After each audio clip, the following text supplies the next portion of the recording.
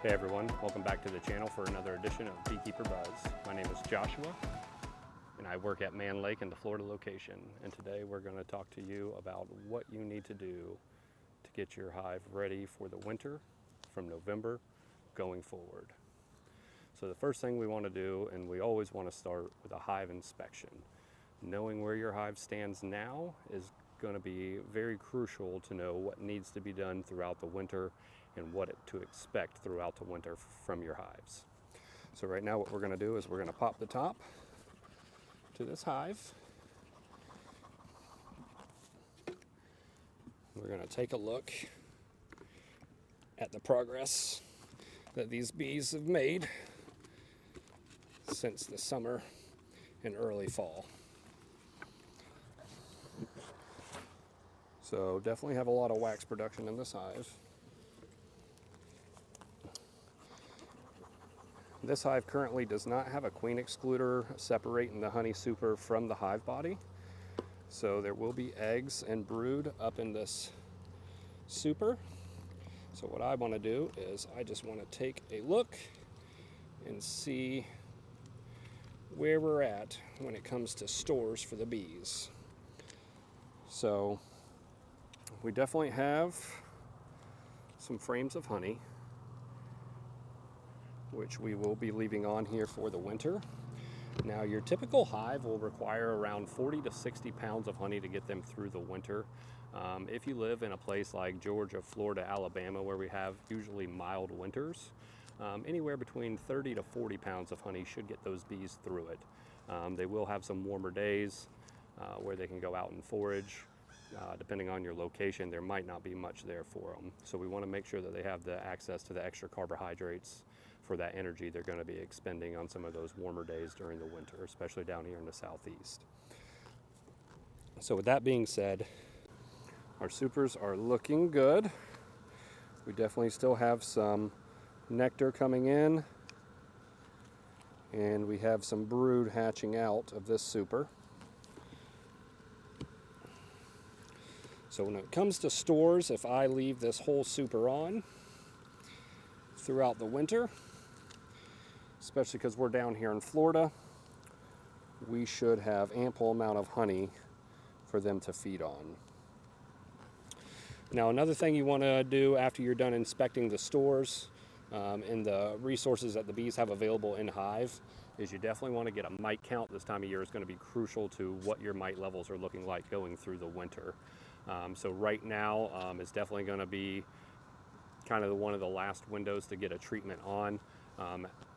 As you're kind of closing up for winter, you might want to look into oxalic acid, getting that flash treatment to knock those bees off, those adult bees, so that way you're going into the winter with a lower mite count. Apiguard is still a good option this time of year, and then Apivar is very universal and can still be used this time of year too to get that last treatment on before you close them up for the winter. So inspect your stores, get yourself a mite count if you haven't already, or get yourself a mite treatment if you haven't already come off one as well. So after you check your stores, after you check your mite level, what we want to do is we want to make sure that this hive is queen right going into the winter. Obviously a good queen, a good healthy queen is going to carry through the winter, and then some of your smaller colonies that might not have expanded as much as you would hope, now might be a good time of year to make the call on if we're going to go ahead and combine them into another hive, or we're just going to go ahead and count that as a loss. So what I'm going to do is I'm going to go through this hive body and make sure that we still have signs that our queen is good. And she should still be laying pretty good right now. In Florida, our temperatures are currently, the high is about 86 to 88 degrees. So we're not really coming into them colder months yet. We're looking more at the tail end of December, maybe January, February timeframe, getting them cooler months. Now with the southeast region, because we have kind of mild winters and we kind of have sporadic weather during the winters, whether it be rain, cold snaps, and then even unseasonably high temperatures, what will happen is when those bees feel that warmer temperature, some of those bees are going to go out and start to forage, which could be a problem. as they're going to burn a lot of energy going out and foraging for sometimes nothing. So they'll spend all day, and when they come back in, they'll consume that honey, that carbohydrates, to kind of replenish that energy.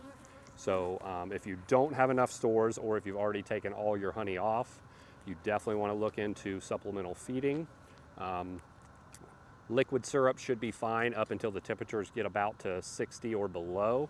Once we start seeing that 60% or that 60-degree drop, we definitely want to start moving over to solids. So a candy board, our winter feed here that we have,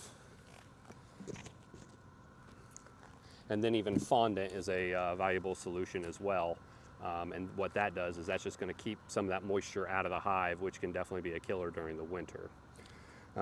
So right now we're going to pop open a couple of these frames, make sure our queen is still in there.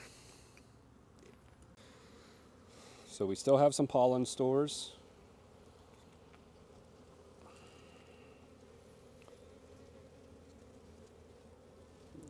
A lot of empty comb in that frame. So I verified my queen isn't on this frame, so that way I don't accidentally lose her. So what I'm going to do is I'm going to go ahead and set this down to make me a little room to work without the fear of rolling my queen or killing more bees than is necessary for this inspection. So we still got some pollen stores in here, and we're still seeing some cap brood. But definitely nothing like you would see in during the springtime. So we're definitely cutting back on the amount of brood that we have, which is fine for this time of year. So I am still seeing some eggs and larvae, different stages of the actual brooding process. Now, as always, it's always better to put your eyes on the queen and make sure she's there. But as long as you're keeping your eye open for the signs, fresh eggs, different stages of brood, then we can kind of make an educated guess that she is definitely in here. So with a couple frames pulled in our inspection, we're seeing one that they got enough stores to get them through the winter. With a full super full of honey, and then a couple deep frames in the brood box also capped with honey. Check to make sure that the queen is in there, or we have signs that the queen is in there going into the winter, so that way we're not worried about losing that hive because of a queen, or needing to do an emergency requeening. Also, we would want to get a mite count, just to make sure that our mite levels are decent going into the winter, so we don't have any surprises come springtime. Also, what we need to talk about is ventilation and insulation. So because we're in the southeast, we do have milder winters, but as you kind of go a little bit further up north into your Virginias and your Carolinas and your Tennessees and your Kentuckys, the winter can get a little bit colder. So some of those areas you definitely want to look at insulating your hives, whether that be a windbreak to stop that cold air from hitting that hive, wrapping in an insulation blanket, just to kind of keep that warmth in there. As that temperature gets below 50 degrees, those bees will start to cluster. And then as they cluster, they'll generate heat in that cluster and could potentially cause a moisture buildup in that hive. Now, that's when the ventilation is going to come into play. So whether it be having a entrance up top, a small entrance just to allow that ventilation, whether that be a moisture board or a quilt box to collect some of that moisture. Ventilation is definitely going to be a key to kind of keep your hives healthy throughout the winter. And then as them colder days, especially down here in the southeast, if we do run insulated bottom boards, we definitely want to make sure that we are closing those insulated bottom boards up, so that way no draft can get in there and chill those bees, and adding more problems that we need to watch out for. So just a recap of some things that we touched on, getting your bees ready in the November month, getting prepared for the winter.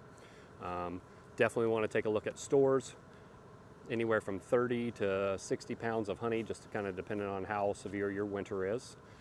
If you've already pulled all the honey for extraction, or maybe your honey yield was not quite that great this year, then definitely look at substituting liquid feed in the warmer part of the fall and winter. And then as those temperatures get below 60, 50 degrees, we definitely want to switch over to a more solid feed like our winter feed or a candy board or fondant. Also, ventilation and insulation. This is going to be a balance that you're going to have to find. Your colder climates, you're definitely going to want to wrap those bees up, put them in a little bit more direct sunlight, so that way they can definitely not expend so much energy trying to keep that hive warm. And then again, if you're experiencing mild winters to where maybe the bees are clustering at night and then a little bit more active during the day because of the temperatures, you definitely want to look at some ventilation, make sure that moisture is not going to become a problem. Also, your mite count, always important to get a good mite count and know where you stand this time of year, as any part of the year, but more so when you're about to close this up. So that's it for this month's Beekeeping Buzz. If you found this information helpful, please hit like, subscribe, leave a comment down below. Let us know some other things that you might be interested in learning, or maybe let us know some tips and tricks that you found that work for you getting your hives ready going in from late fall into the winter. Again, this is Joshua with Mann. Have a great day.